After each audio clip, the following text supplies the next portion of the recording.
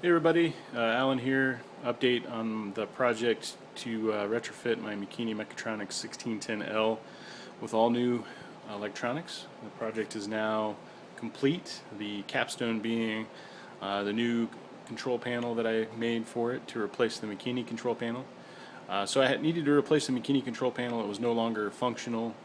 I was still using the power button from it, but other than that, the e-stop and the rest of it was not hooked up to anything because it's a proprietary control panel, so I couldn't integrate it with the new breakout board and new electronics that I installed, so I needed to make a custom one.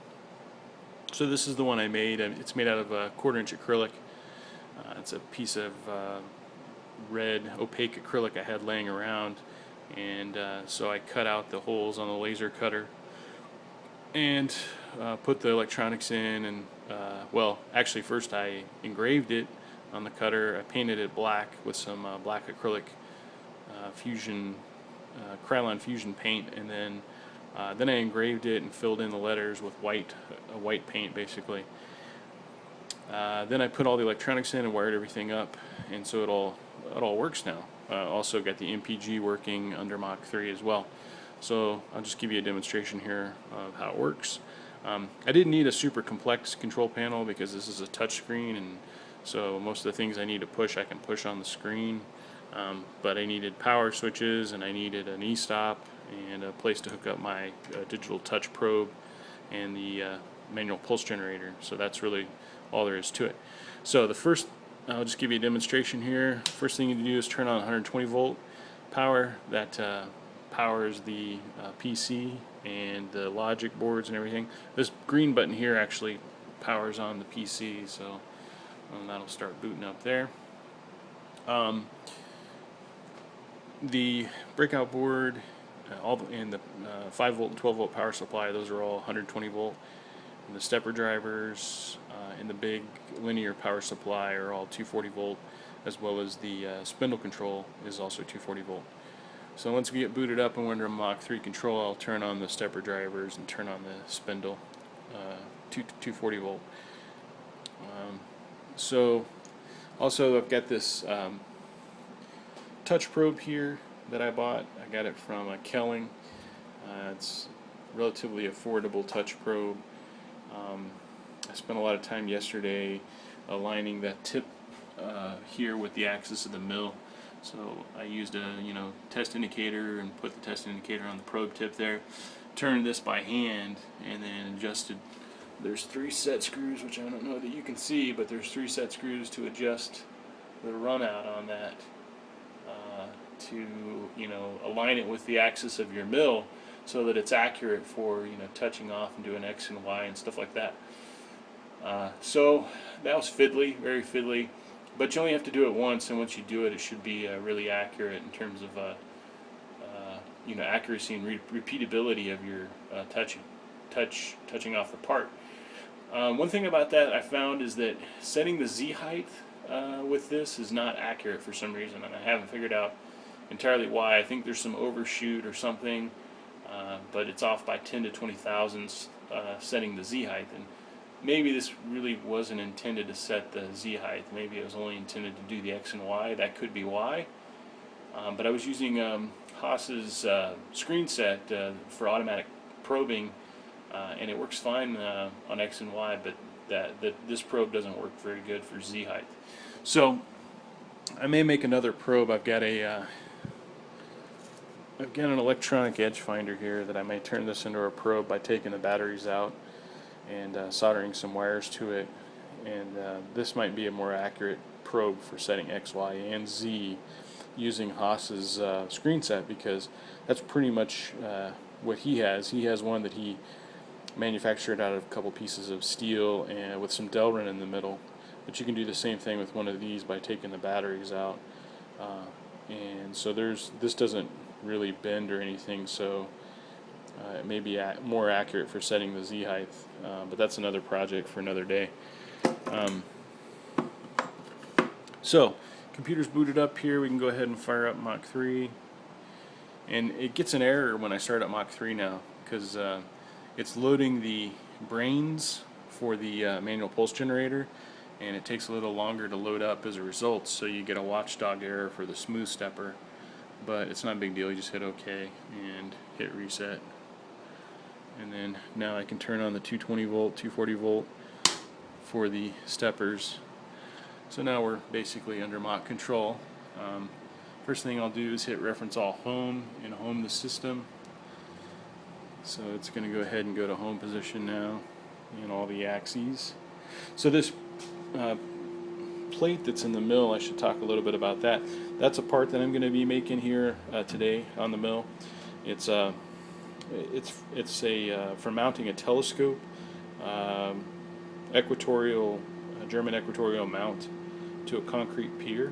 So it's a telescope adapter plate. I have an observatory with a concrete pier that I recently had poured, and I have a Orion Atlas equatorial telescope mount that I want to put on the concrete pier, but I need to weigh to mount it on there. So that's what this is all about.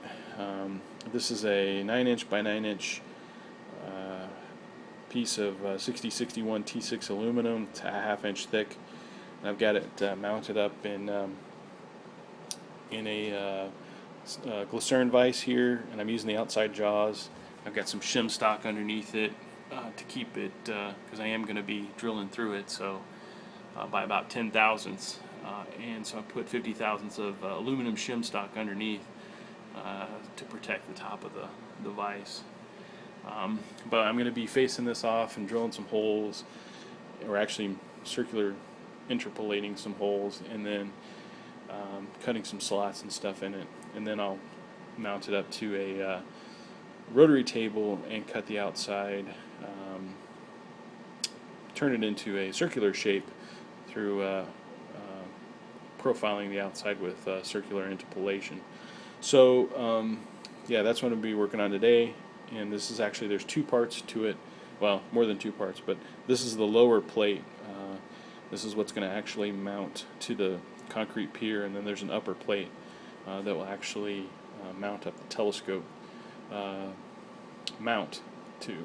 So yeah, this is the first part of this project. It's got layout die on it because I was considering doing it manually, but I've decided since the mill's complete, I'll go ahead and tackle this as a CNC project. So so yeah, so the machine's home now, and now I'll give you a demonstration of how the MPG and everything works. So here's the MPG. Basically, select your axis. Weirdly, when you select your axis on this thing, I've noticed you actually have to hit the enable button for that to actually take effect. I've got it set up to where you can turn this without holding the enable button down, and that's an option you can do by enabling or disabling different brain files. But basically, you know, works like an MPG. Now the nice thing about this MPG as compared to the old MPG that came with the McKinney is this one actually, you know, is integrated with Mach 3, so you don't lose your position if you use the MPG, because Mach 3 is actually, you know, generating those pulses and moves and such. Well, technically, in this case, the smooth stepper is actually generating them, but Mach 3 is aware of the pulses, and so can keep track of the position. And this piece, being 9 inches, is kind of the absolute limit of the McKinney's Y-axis envelope. So this is probably about the biggest piece I could ever hope to do with this mill. So what I'm doing now is I'm just getting close to the corner, because I'm going to use Haas's automatic corner finding routines to find the corner here. So that looks pretty good. You just have to get kind of close to the corner. You don't have to get, it doesn't have to be exact or anything. You can go to offsets and probing. I'm going to set my tool to the digital probe, which in my case is tool 17, and I'm going to disable tool offsets. And the reason being is Haas's routines will grab the diameter there and use that in calculating the 0 point. But if the tool offsets being enabled actually causes problems with the routine for some reason. So I'm just going to go ahead and disable. I'll set the right tool, but disable the tool offsets.